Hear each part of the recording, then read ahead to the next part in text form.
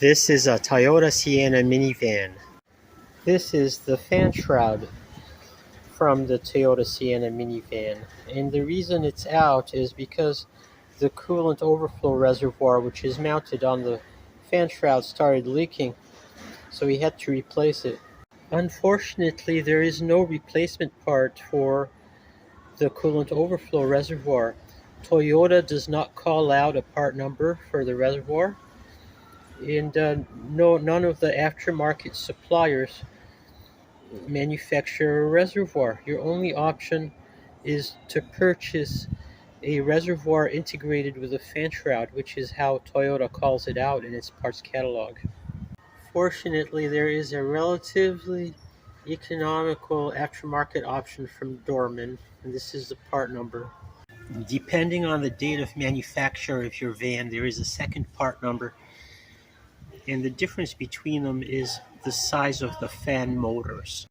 So what we have to do here is to swap out all the components from the old fan shroud to the new fan shroud, so the fans come apart and can be separated from the shroud, and same thing for the control unit up here, which is just bolted to the shroud.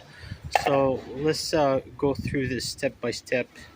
Here we have one fan motor transferred from the old shroud to the new shroud. Here I have both fan motors transferred, and what I have remaining is the control module.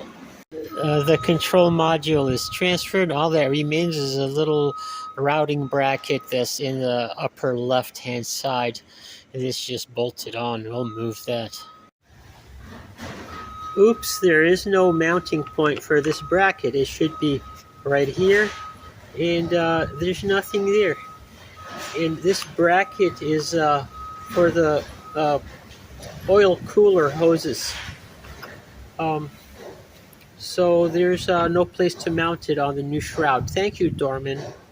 So the new shroud with the coolant bottle is in, and it's a pretty good fit for an aftermarket part. And let's see if it's an improvement over the jerry-rigged system that we did previously. Temporarily, we just put a coolant bottle up here in the corner, and it does the same job as the OEM coolant bottle. It's just not as good looking. And maybe not quite as secure. The problem with this coolant bottle is it's too close to the header. So the heat from the header is drying up this plastic and causing it to crack. Let's see how long this one is going to last. Alright, so I hope this video helped you and that you enjoyed it. Thanks for watching.